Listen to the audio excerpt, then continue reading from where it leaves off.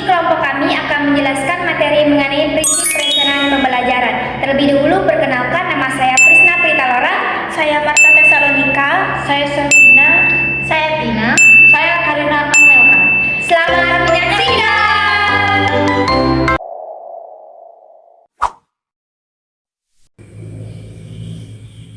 Halo teman-teman, apakah kalian tahu mengapa perencanaan pembelajaran itu penting? Perencanaan pembelajaran penting karena menjadi panduan bagi guru dalam mencapai tujuan belajar. Tanpa perencanaan, pembelajaran bisa berjalan tidak terarah. Siswa menjadi kurang fokus dan hasil belajar tidak maksimal.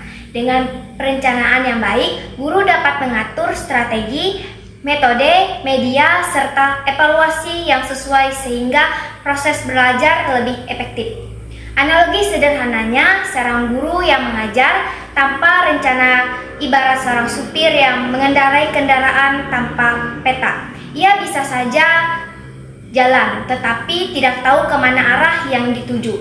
Sama halnya seperti arsitek. Sebelum membangun rumah, ia membuat blueprint atau gambar kerja. Tanpa blueprint, bangunan bisa roboh atau tidak sesuai harapan. Demikian juga guru memerlukan rencana agar pembelajaran berjalan dengan baik. Prinsip adalah dasar atau pedoman yang menjadi arah dalam menyusun suatu perencanaan.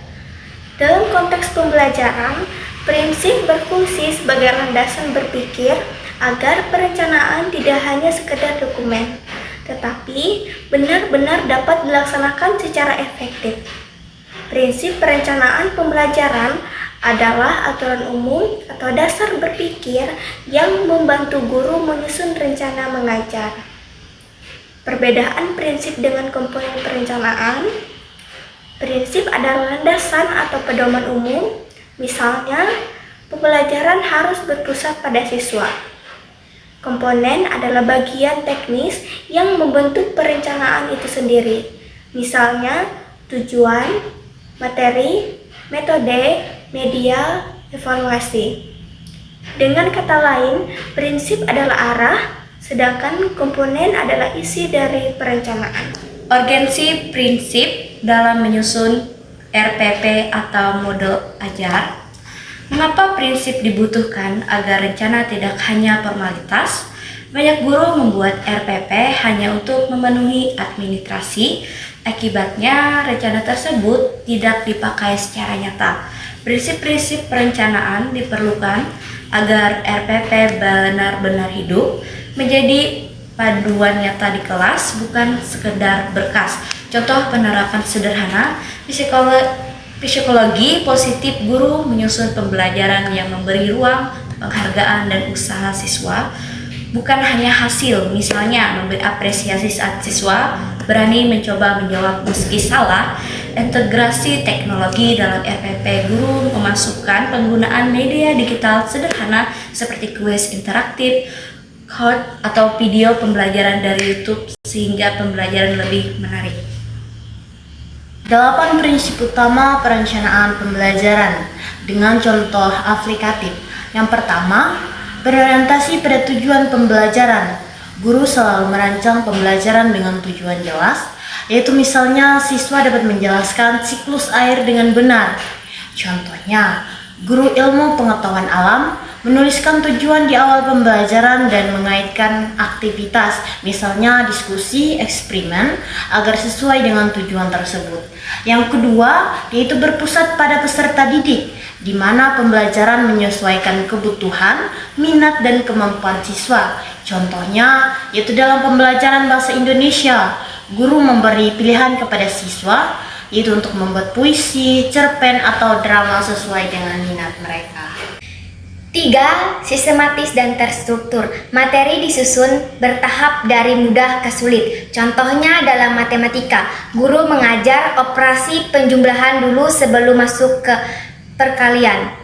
4. Kontekstual dan relevan. Materi dikaitkan dengan kehidupan sehari-hari siswa. Contohnya, guru IPS mengaitkan topik pedagang dengan pengalaman siswa saat belanja di pasar. Yang kelima, fleksibel dan adaptif. Rencana bisa menyesuaikan situasi kelas. Contoh, jika listrik padam dan tidak bisa melayani video, guru mengubah strategi dengan diskusi kelompok menggunakan bahan bacaan.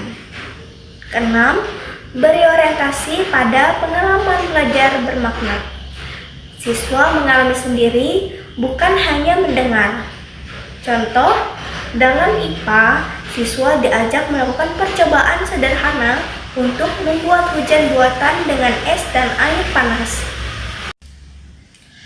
7. Keterpaduan dan kesinambungan. Rencana dibuat selaras antara mata pelajar atau antar jenjang.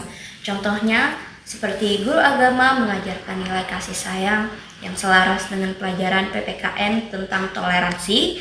Yang kedelapan, efektivitas dan efisiensi. Rencana harus mencapai tujuan dengan sumber daya yang ada tanpa membuang waktu. Contohnya, guru menggunakan metode diskusi kelompok kecil agar banyak siswa aktif sekaligus menghemat waktu dibandingkan tanya jawab satu persatu. Dalam penerapan prinsip, kendala guru masih dominan menggunakan metode ceramah, keterbatasan sarana seperti proyektor, internet, atau laboratorium. Jumlah siswa terlalu banyak sehingga sulit mengontrol. Cara kreatif mengatasi kendala, memanfaatkan teknologi sederhana, misalnya menggunakan ponsel yaitu untuk mencari informasi, membuat media kreatif dari bahan murah misalnya seperti kartu, kertas lipat, atau botol bekas, membagi siswa dalam kelompok kecil agar lebih terkontrol. Berdasarkan penjelasan materi yang sudah dijelaskan, kesimpulan yang dapat diambil yaitu prinsip perencanaan pembelajaran adalah kompas bagi guru agar proses belajar tidak kehilangan arah. Dengan memegang prinsip rencana pembelajaran, tidak hanya formalitas tetapi menjadi pengalaman belajar yang bermakna bagi siswa. Adapun 8 prinsip utama yang harus diingat adalah: 1. Berorientasi pada tujuan. 2. Berpusat pada peserta didik. 3. Sistematis dan terstruktur. 4. Kontekstual dan relevan. 5. Fleksibel dan adaptif. 6. Berorientasi pada pengalaman. 7. Keterpaduan dan kesinambungan. 8. Efektif dan efisien. Jika prinsip ini dijalankan, pembelajaran tidak sekedar mengajar, tetapi menjadi proses menciptakan pengalaman belajar yang akan diingat siswa sepanjang hidup.